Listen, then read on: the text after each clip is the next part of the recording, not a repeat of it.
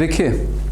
Šiame video jūs sužinosite, kodėl 10 000 porų, kurios išsiskiria kasmet Lietuvoje, pragyvena vidutiniškai kartu tik 13,5 metų.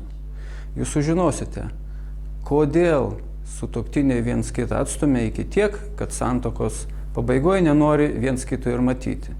Kai tai žinosite, galėsite valdyti santykius ir sukurti laimingą ir stiprią šeimą. Taigi, kodėl kasmet Lietuvoje apie 10 000 šeimų išsiskiria? Statistika rodo, kad šeimos iki skyrybų išgyvena 13,5 metų. Kodėl skiriasi?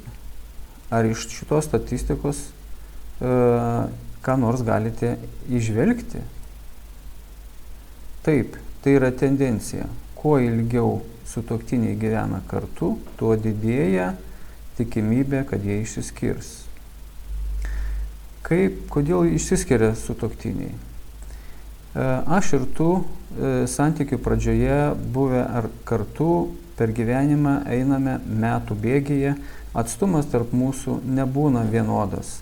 Tai vienas atitolsta nuo kito, tai kitas atitolsta, tai vienas arčiau stengiasi būti kito, tai kitas arčiau stengiasi būti kito.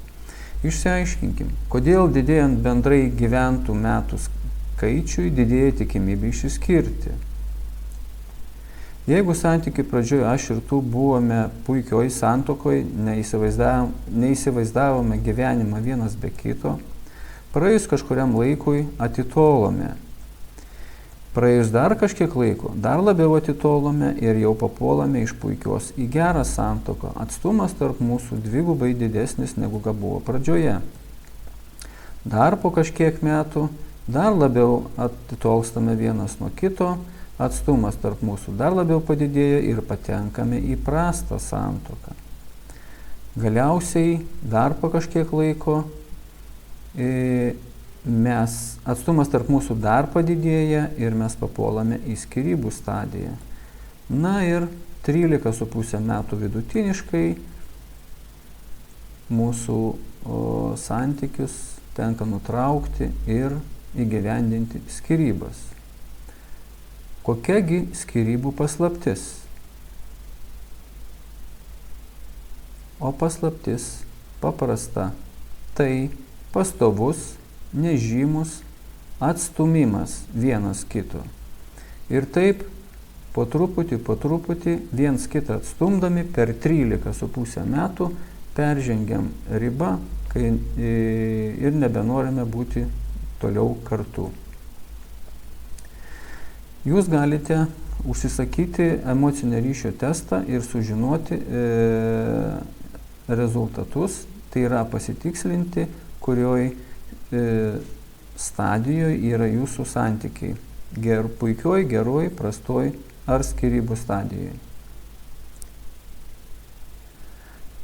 Taigi, skyrybų paslaptis tai yra nežymus sutuoktinio atstumimas, kurio rezultate emocinis atšalimas ir atitolimas užsibaigiantis skyrybomis. Kada tai vyksta? Ar tai vyksta, kai mes miegame, atitolstame vienas nuo kito? Kai dirbame skirtingose darbuose, mes atitolstame vienas nuo kito. O gal mes atitolstame, kai bendraujame? Tai jau tikrai taip. Jūs galite pajausti, ar po pokalbio vienas su kitu norisi būti dar kartu, pabendrauti kitą temą, ar norisi kuo greičiau pasišalinti ir neturėti reikalų. Kodėl po pokalbio mes norime nebendrauti toliau, pasišalinti? Kodėl tai vyksta? Todėl, kad nemokame bendrauti tarpusavyje kaip lygiateisiai partneriai. Pasitikrinkite, kurioje stadijoje yra jūsų santuoka, apsilankykite svetainėje ir užsisakykite emocinio ryšio testą su psichologo rekomendacijomis. Spauskite ant bet kokios nuorodos ir pateksite į svetainę, kurioje galėsite rasti emocinio ryšio testą.